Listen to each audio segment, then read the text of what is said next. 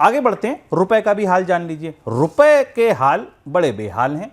Budget से पहले भारतीय करेंसी रुपए में दबाव बढ़ गया है। अमेरिकी करेंसी डॉलर में आई तेजी की वजह से रुपया रिकॉर्ड निचले स्तर पर पहुंच गया।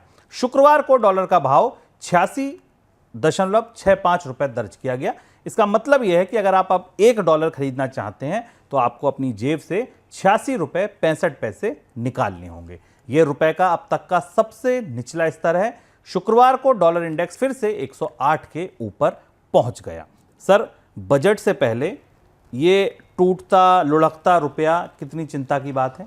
रुपया तो ट्रंप के फैसलों के असर से टूट रहा है और लगातार चूंकि ट्रंप टैरिफ बढ़ाने की तैयारी कर रहे हैं, जिसका असर भारतीय बाजार पर पड़ रहा है। रुपए की कमजोरी को बढ़ाने में विदेशी निवेशकों की बड़ी भूमिका है। विदेशी निवेशक बजट से पहले और इससे पहले से लगातार रिकॉर्ड बिकवाली कर रहे हैं, जिसका असर हमें दिख रहा है। तो रुपया वित्त मंत्री की दुविधा इस दृष्टि से कि अगर वो कमज़ोर होता रुपया, सरकार के लिए ऑयल का इंपोर्ट महंगा करता है।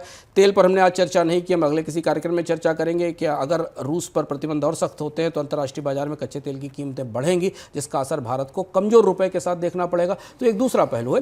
पर रुपए की गिरावट से रिजर्व बैंक की चिंता सबसे ज़्यादा है, क्योंकि रिजर्व बैंक पर यह दबाव है, अगर इकोनॉमिक सर्वे को पढ़ें तो उस पर यह दबाव है कि आने वाले समय में वो ब्याज दरों में कमी करे। लेकिन जिस तरह से करेंसी का डिवेल्यूएशन हो रहा है, भारतीय मुद्रा जिस तरह से अवमूल्यित हो रही, उस दृष्टि से रिजर्व बैंक के हाथ थोड़े से बंधे हुए हैं। लेकिन डॉलर इंडेक्स की 108 अंक की ऊंचाई के बाद रुपए में कोई रिकवरी की या रुपए में कोई वापसी की उम्मीद शायद सीमित है। आरबीआई थोड़ा बहुत दखल करके बाजार में रुपए की तेज गिरावट को रोकने की कोशिश करेगा, पर शुभम आप भी जानते हैं कि बाजार में जो प्रोजेक्शंस मिल रहे हैं वो रुपए में क्रमशः धीरे धीरे गिरावट की तरफ भी जा रहे हैं। और यही सोने को लेकर रिजर्व बैंक की दुविधा भी बढ़ी है। सोने की कीमतें अगर कम होती हैं तो दुनिया भर के केंद्रीय बैंकों का नुकसान होगा, क्योंकि उनके विदेशी मुद्रा भंडार में रखा हुआ सोना, उसका वैल्यूएशन कम होगा। और इसलिए भी ऐसा माना जा रहा है कि सोने की कीमतों में जल्दी कोई गिरावट या तेजी या किसी बड़ी गिरावट की संभावना नहीं है।